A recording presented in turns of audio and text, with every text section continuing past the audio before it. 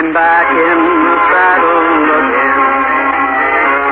Out where a friend is a friend, where the long horse had a fool down the road. I'm back in the saddle again. Welcome to the Melody Ranch Christmas Party with Gene Autry. Yes, sir, your friendly local merchant who sells and displays healthful, refreshing, delicious double mint chewing gum invites you to meet all the folks here at Melody Ranch. Johnny Bond, the Cass County Boys, the Pinafores, Carl Cotner, and yours truly, Lou Crosby.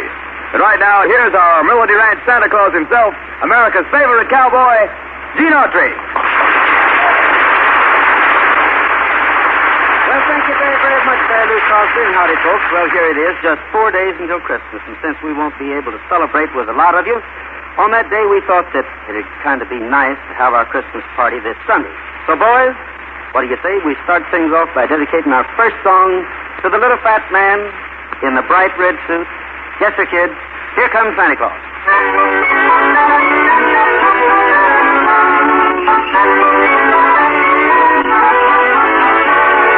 Here comes Santa Claus, here comes Santa Claus, right down Santa Claus Lane. Vixen and Blitzen and all his reindeers pulling on the rein. Bells are ringing, children singing, oh, it's merry inside. So hang your stockings and say your prayers, cause Santa Claus comes tonight. Cause Santa Claus comes tonight. Nice. Oh, boy, that was really great. Here comes Santa Claus. Yes, sir. And here comes Lou Crosby right behind him. I sure hope that little fat man in the bright red suit does right by yours truly. Say, that reminds me, Lou, I don't believe you've said what you want for Christmas. Oh, I don't have to say, partner. Good old Santa knows I want my presents Western style. Confidentially, Gene, instead of stockings at the fireplace, I'm hanging up chaps with the seams sewn together. You know, more room for the swell saddles and spurs and 10-gallon hats I'm going to get. Oh, that sure sounds like a Western Christmas to me, Louis. Oh, but that's not all. Besides that, I'm asking for all Santa can get me of that grand old Melody Ranch favorite, Wrigley's Spearmint Gum. Now, there's a gift that's more in your line, Lou. But now that it's right before Christmas, let's keep the record straight for Santa. It's delicious double mint gum. It's top favorite at Melody Ranch with everyone but you. So I'm hoping old Santa doesn't forget me when he starts passing out double mint.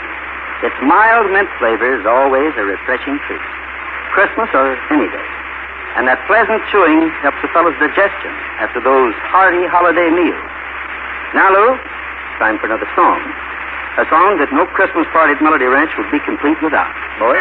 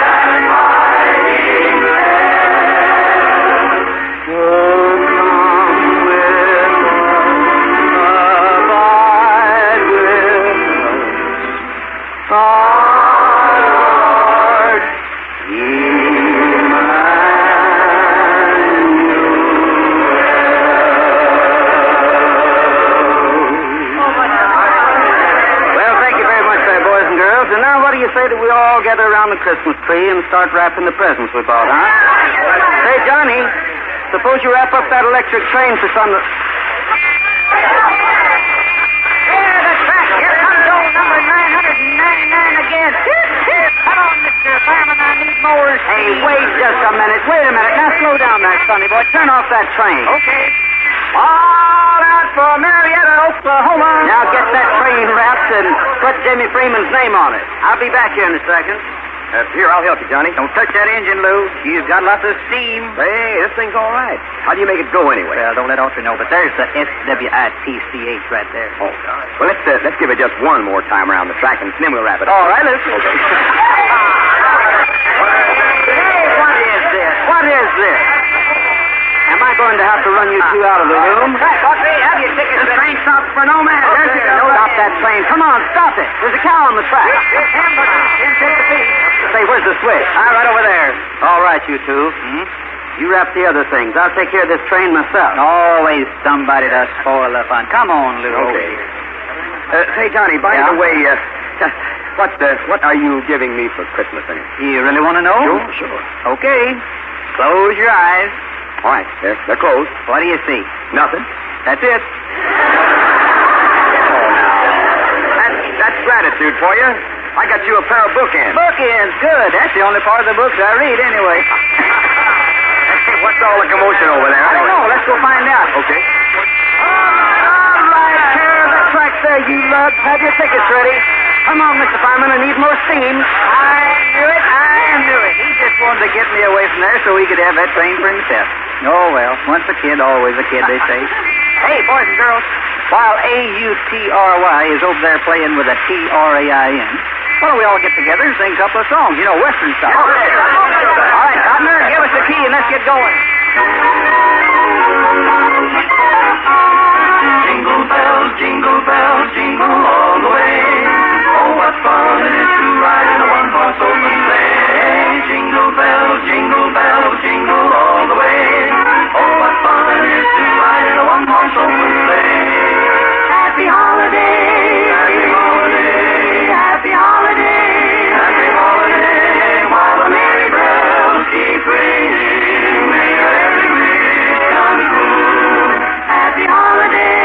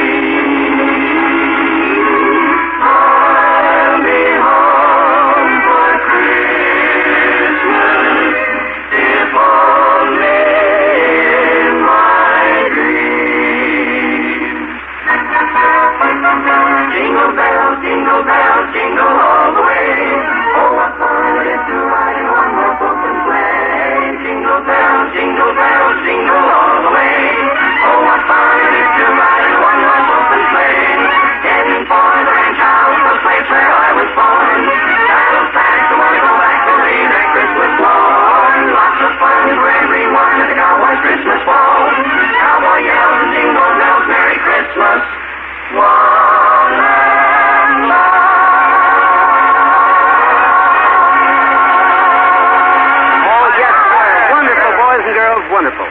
Yes, if the folks didn't like that, they wouldn't like turkey and fruitcake. Now, I'd like to sing a song that spells Christmas to grown-ups and kids alike. And even though you've never seen snow falling outside a frosted window or heard the sound of sleigh bells on a cold wintry night, you can still dream of the snow-covered valleys and the pines, yes, to the pine trees that glisten in the moonlight. You can because this song will tell you how. I'm dreaming of a white Christmas, just like the ones I used to know,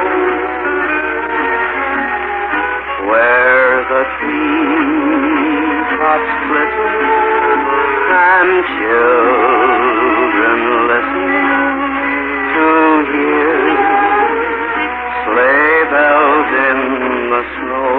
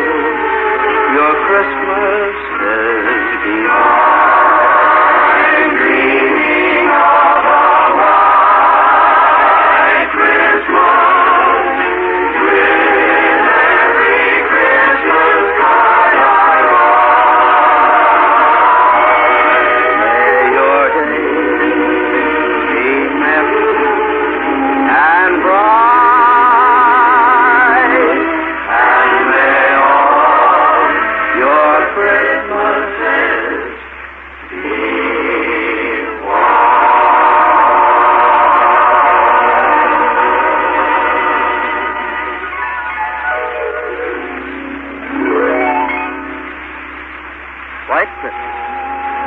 A song that will live as long as there are folks to sing it. A song that means kids and happiness and love. A song that means peace and goodwill among men. But you know, sometimes some of us forget it. We don't mean to, but we do. And so I have a hunch that this story may help us to remember. About 8 years ago, long before I bought my Melody Ranch there, Mark Daniels and his daughter, Ellen, lived down the road shortly. As the story was told to me, Ellen fell in love, ran off from home and married against her father's wishes. The old man was mighty bitter. He disowned his daughter, refused to forgive her for what she had done. Well, weeks passed into months and months into years, and Mark Daniels became a sour, crabby, unhappy old man with mighty few interests in life. Then one day, 4 years ago, he received a letter from a lawyer in the East telling of his daughter's death. Her last wish was that her 5-year-old daughter be sent to her grandfather for care. I guess it was just about the 1st of December when Mark and his housekeeper, Mrs. Park, went down to the train to meet Susan. That looks like her now, Mark. The little girl with the red coat. Here we are, honey, over here. Stop shouting, Luella, stop shouting.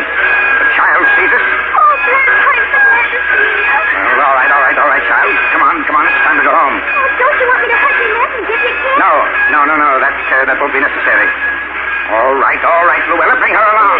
Yes, Mark. Come along, Susan, honey. But I want to go with Grandpa. Well, he's going with us, too. Yes, but I want to walk with him. Young lady, you'll do as you're told to do.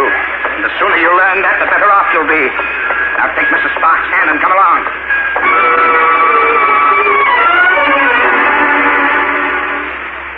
And that was the kind of welcome little Susan got from her grandfather. Well, a couple of weeks went by. No one saw either Mark or the little girl. By this time, Christmas was only a week away, so I decided it would be the neighborly thing to do to call at the Daniels Ranch and invite Susan to a kind of pre-Christmas party we were having at Melody Ranch for all the kids in our section. Howdy, Miss Parks. Mark at home? No, he ain't, but I'm expecting him soon. You want to come in and wait for him? Well, thank you. Mm-hmm. You're looking mighty well. Flattery ain't going to get you nowhere, Gene Autry. Besides, I'm too busy to listen to all that mush.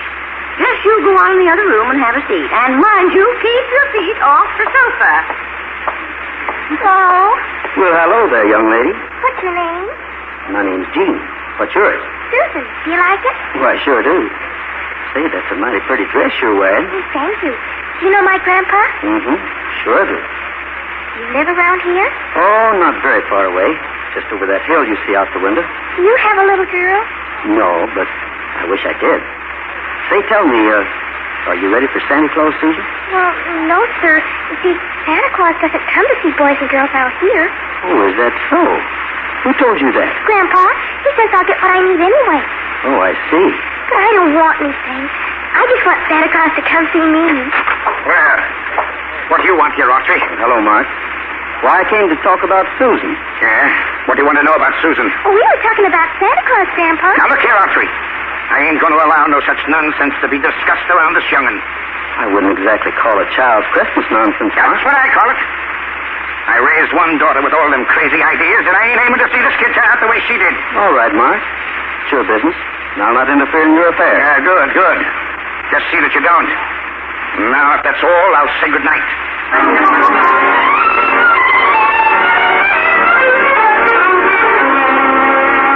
Well, that was that. I felt sorry for little Susan. Her mother must have told her all about Christmas and Santa Claus. And yet, here she was in a strange world among strange people who were trying to teach her that such beliefs were nonsense. Anyway, a few days later, Champ and I happened to be riding by the Daniels place when I noticed little Susan out front, swinging on the gate. Hi, Gene. Well, hello there, Susan. How are you today? Oh, just fine, thank you. Gosh, that sure's a pretty horse. What's his name? Why, well, this is Champion, Susan. Champ, say howdy to Susan. Hello, Champ. Where's your grandpa, Mrs. Parks? Oh, they had to go to town to get some things. I have to wait here till they get back. Well, I'm glad that Champ and I happened along. Oh, so am I. Say, I tell you what, Susan. Just give me your hand, and the three of us We'll ride to the top of that hill, and I'll show you where Melody Ranch is. Oh, I'd like that. All right. Up you come. Oh, this is the first time I've ever been on a horse. Why doesn't he go? Well, you have to tell him to go. Just say giddy up to him. Giddy up, Champ.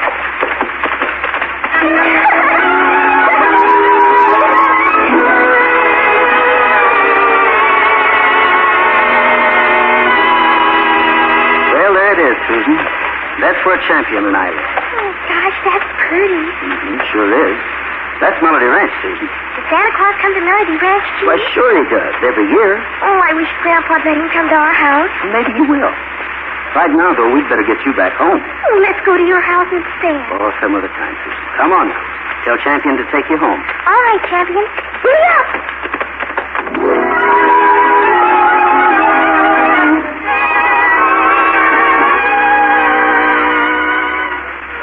I took Susan back to her swinging gate and then headed home, because I had an idea that Mark wouldn't like my taking Susan for a ride.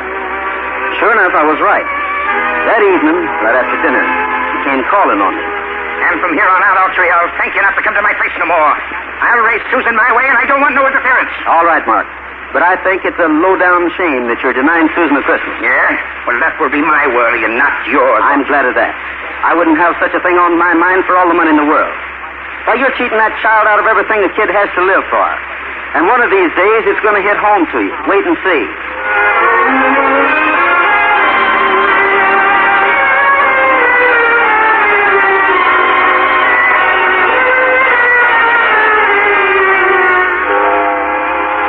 Well, it was only a few days until Christmas, and all the Melody Ranch gang was getting ready for Santa Claus. Decorating the place, putting up a tree in the front room, and doing all the other things that helps to bring the true spirit of Christmas. Then came Christmas Eve, and all of us were sitting around the fire, singing Christmas carols.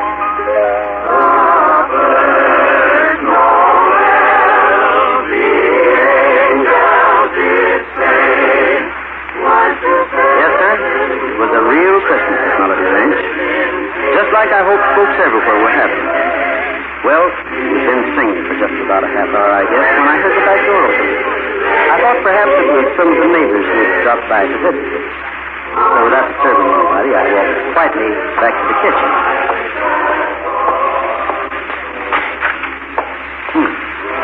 That's funny. How does it... Huh? Why, Susan, what are you doing here? Came to see Santa Claus, please. Does your grandpa know you're here? No, I ran away. You shouldn't have done that, honey. But you told me that Santa Claus always comes to Melody Ranch. I wanted to see him. He doesn't come to our house. Well, Susan, I suppose we'll have to make the most of it. But I'll have to take you back home in just a few minutes. First, we'll come on in and meet the folks. I want to see Santa Claus. All right, honey. Let's see what we can do about it. All right, quiet, everybody, quiet. We got company. Hey, what do you know? Who's this, Gene? Boys and girls, this is Miss Susan and Johnny. Susan especially wanted to see Santa Claus. Well, what? Oh, I get it, Santa Claus, sure.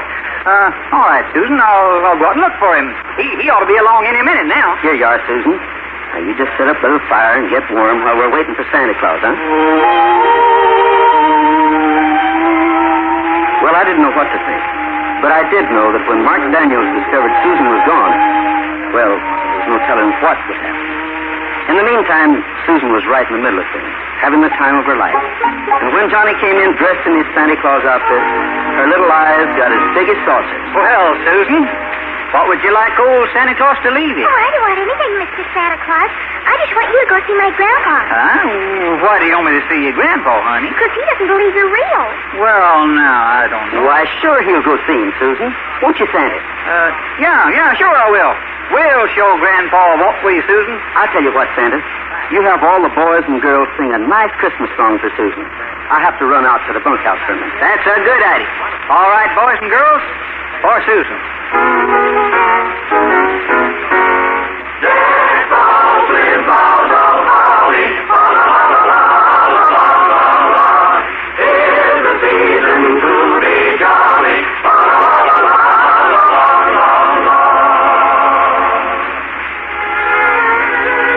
Really on the spot. So I decided the only thing to do was to ride over and tell Mark exactly what had happened. As I started out from the door, I heard a horse coming in fast. pretty sure who it would be. So I paused for a moment to see what was happening. Sure enough, Mark Daniels swung from his mount, started around to the front door. But then, just as he passed the window, he stopped quickly. Looked in, started again, and then stopped. Then he walked back to the window and looked in again. I stepped quietly up behind him and stood there watching his face in the light from the window.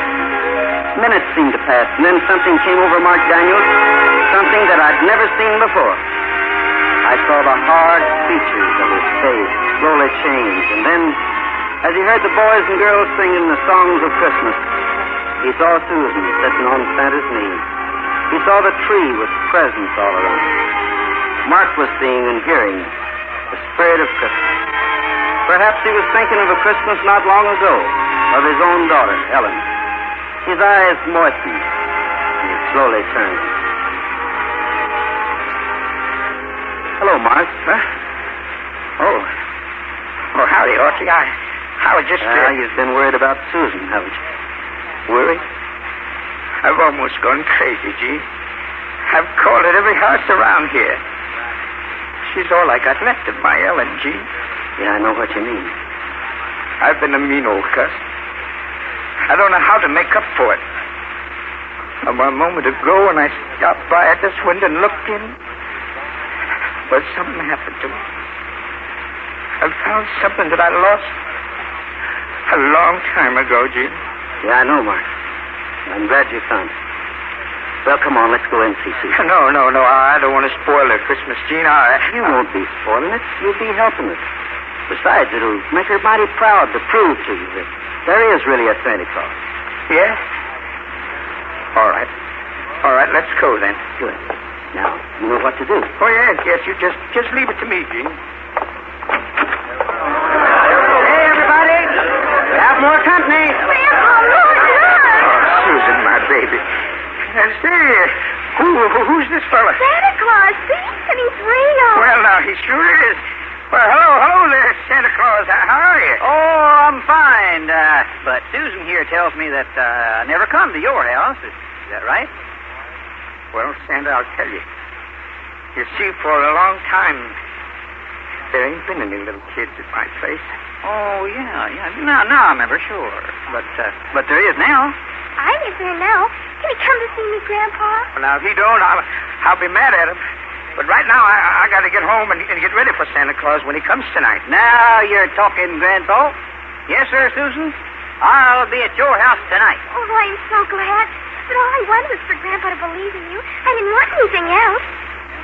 My little Susan. Bless your heart. Gene, will you bring Susan home after a while? Why, sure I will, Mark. Goodbye, honey. I'll see you a little later. Now, don't you worry. Everything will be ready for Santa Claus, you believe me. And Gene, would you walk outside with me? Sure, Mark. Be back in a minute, honey.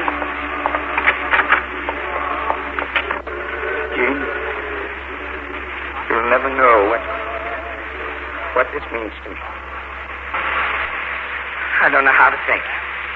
You don't owe me any thanks, Mark. Yeah, but you made me see and understand something that, well, I'd forgotten about. All about it. No, it wasn't me, Mark. It was someone else. Huh? Who do you mean? Well, when you're riding home, Mark, kind of take a look up there where those stars are. He did a great thing for you tonight. And you might want to thank him. Merry Christmas, Mark. Yeah. Merry Christmas, Gene.